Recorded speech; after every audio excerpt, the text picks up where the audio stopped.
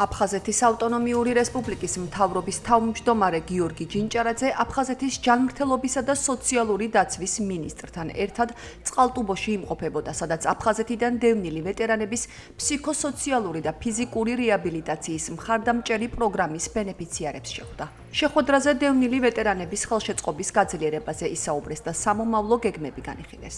დევნილ ვეტერანთა მხარდაჭერის პროგრამა 2025 წლიდან ხორციელდება, რომლის ფარგლებშიც დევნილ ბენეფიციარებს ფიზიკური რეაბილიტაციის კურსები და პროფესიული კონსულტაციები უტარდებათ.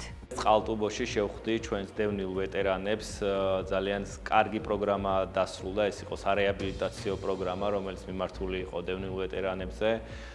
სასიამოვნო შეხვედრა იყო, ვისაუბრეთ სხვადასხვა პროგრამებზე, რომელსაც აფხაზეთის მთავრობა ახორციელებს.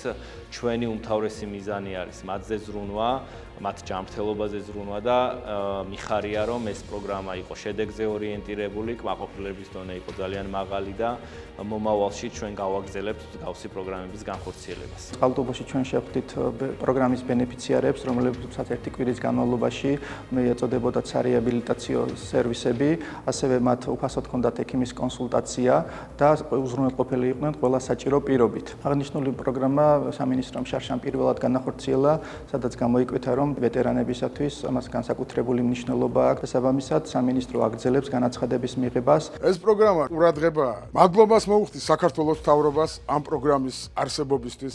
მადლობას მოუხდი აფხაზეთის მთავრობას ამ პროგრამის არსებობისთვის. ქეთს მოვიხრი თითეული იმ ადამიანის წინაშე, ვინც თავისი შრომა, თავისი ჯაფა, თავისი ღვაწლი ჩადო, რომ ეს პროგრამა შემდგარიყო და ეს პროგრამა რო ყოფილიყო.